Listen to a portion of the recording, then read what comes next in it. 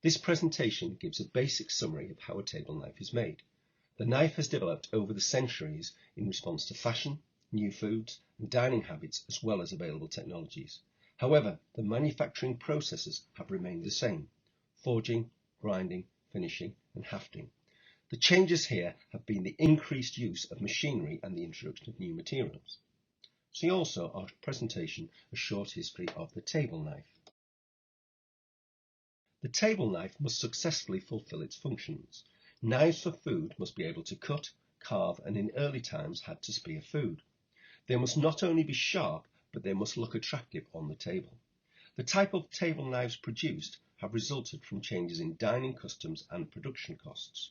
Originally, there were only multifunctional knives and spoons, with the later introduction of forks. Specialization and dining fashions led to the introduction of such knives as dessert, fish, fruit, and carving knives.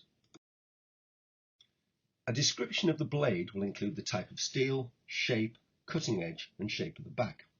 The bolster has a functional and decorative purpose. A wide range of styles can be found, though there are generally only a handful of common designs. The handle or haft shape changes with fashion. The attachment of the handle to the tang is an important feature. The knife may have subsidiary parts such as a ferrule below the bolster, a cap or terminal at the end of the handle, and visible pin or rivets.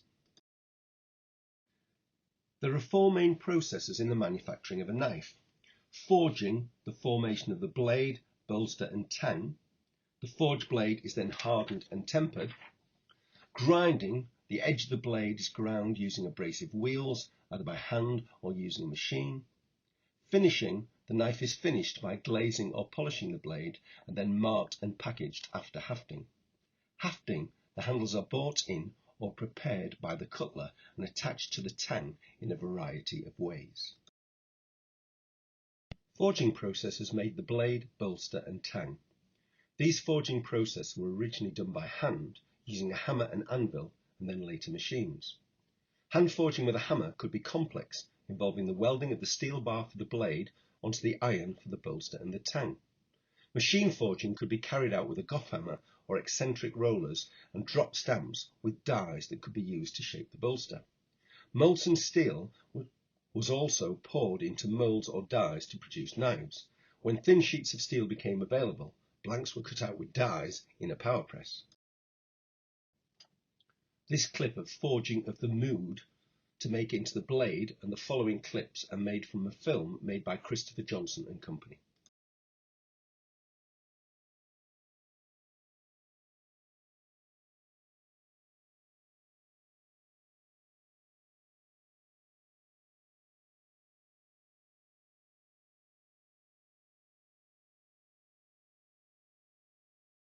The heated bar is placed between two dies called prints. The forger strikes the top die and the bolster is produced. Forgers would have dozens of sets of these prints. This could also be done using dies in a machine, as demonstrated in this clip.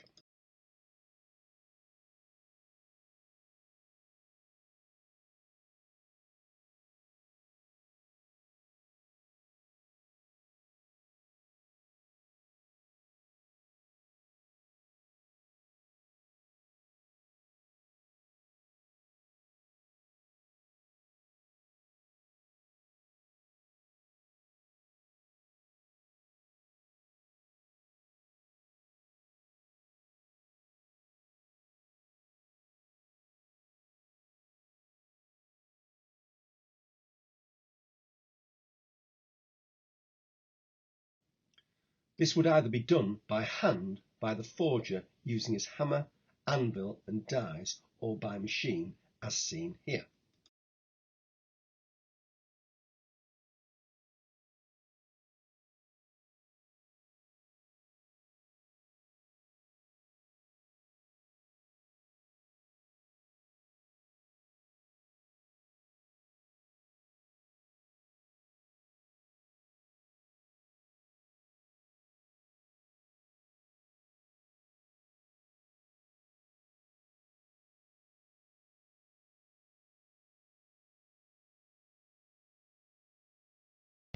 The blade is marked with the name and/or trademark of the manufacturer, either before hardening or as part of the finishing process. Manufacturers in Sheffield had to register their marks with the Company of Cutlers in Hallamshire, which holds records from 1614 to 1996. The mark was struck on the blade using a hammer and a mark punch, or later using a die and a machine. The blade must then be hardened by heating it in a fire or furnace until it is red hot. It is then immediately quenched or plunged into cold water or oil, depending on the type of steel. This makes the blade too hard. If it were dropped, it would shatter, so the hardness is reduced by tempering, where the blade is again heated, this time until it turns a pale or deep straw colour. The grinding process removes any marks left by forging and puts a cutting edge on the blade. The blade is pressed against a revolving abrasive wheel which removes steel along the cutting edges. Grindstones were originally made of sandstone, but later from synthetic materials.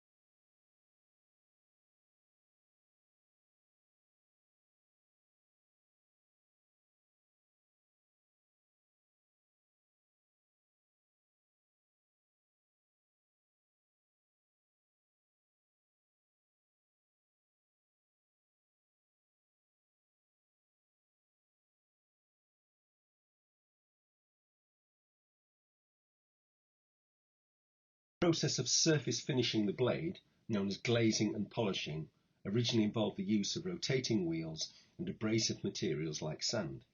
The usual finish was done on a cloth glazing wheel or dolly, giving a slightly satin finish.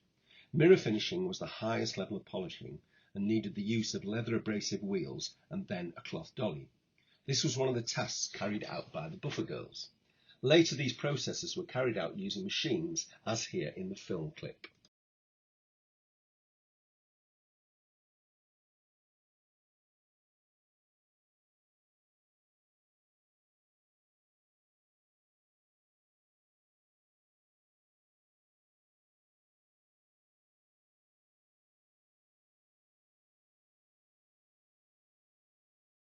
If the mark was not struck on by the forger, then the mark could be applied using the rubber stamp or the acid etching process, giving a greyish appearance.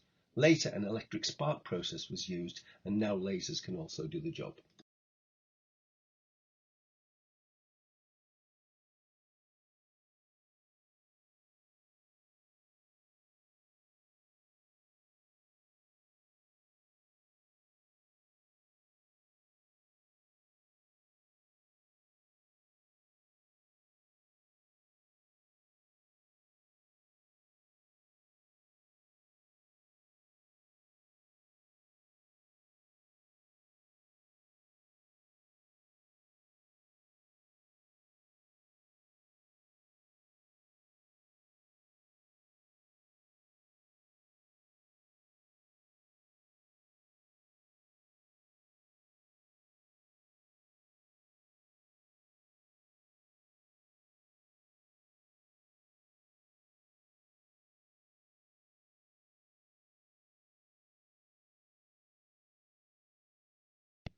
Hafting is the process of attaching a handle to the knife blade.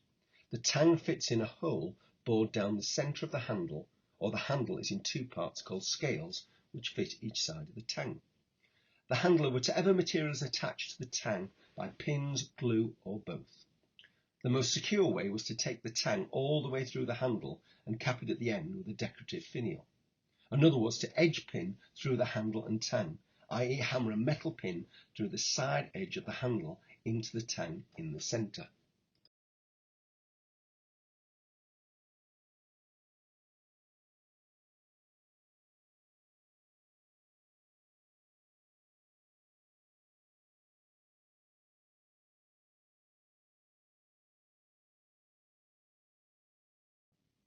finally the knives are packed in the warehouse ready for sale.